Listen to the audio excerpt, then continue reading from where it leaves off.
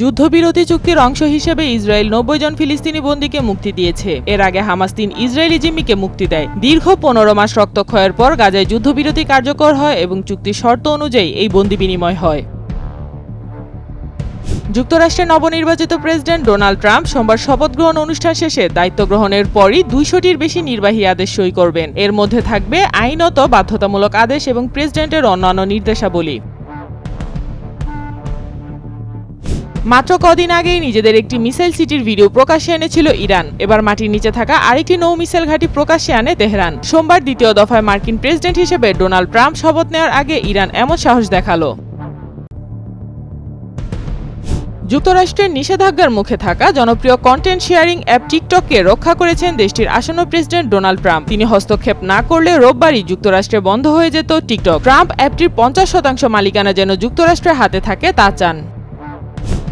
ভারতের আরজিকর মেডিকেল কলেজের ইন্টার্ন চিকিৎসকের ধর্ষণ ও খুনের ঘটনায় সঞ্জয় রায়ের আমৃত্যু কারাদণ্ডের নির্দেশ দিয়েছেন আদালত। নিহতের পরিবারকে ১৭ লাখ টাকা ক্ষতিপূরণের নির্দেশ দিলেও চিকিৎসকের পরিবার তা নিতে অস্বীকার করেছে।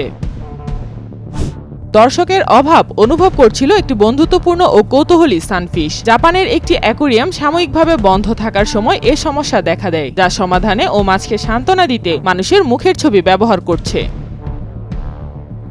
আফগান মেয়েদের জন্য স্কুল খুলে দেওয়ার জন্য তালেবানের ভারপ্রাপ্ত উপপররাষ্ট্রমন্ত্রী শের মোহাম্মদ আব্বাস তার জ্যেষ্ঠ নেতৃত্বের প্রতি আহ্বান জানিয়েছেন। এটি এমন একটি নীতি যা তীব্র নিন্দার মুখোমুখি হয়েছে এবং তালেবান শাসকদের আন্তর্জাতিকভাবে বিচ্ছিন্ন করে দিয়েছে। এবার কাঁটাতারের বেড়া নির্মাণ নিয়ে ভারতীয়দের ক্ষোভের মুখে পড়েছে বিএসএফ। গেট ছাড়া পশ্চিমবঙ্গ রাজ্যের নদিয়ায় কাঁটাতার বসানো হলে মাথাভাঙা নদীর পানি এবং তীরের শ্মশান তারা ব্যবহার করতে পারবেন না। আফগানিস্তানে তালেবান সরকারের অধীনে একজন নারী কূটনীতিকের পদে নিয়োগ পেয়েছেন জাকিয়া ওয়ারদাক। তিনি এখন ভারতের দিল্লিতে আফগান দূতাবাসে দায়িত্ব পালন করছেন। এটি একটি ঐতিহাসিক ঘটনা, কারণ তালেবান সরকারের নীতি অনুযায়ী নারী শিক্ষা ও রাজনৈতিক অংশগ্রহণ সীমিত।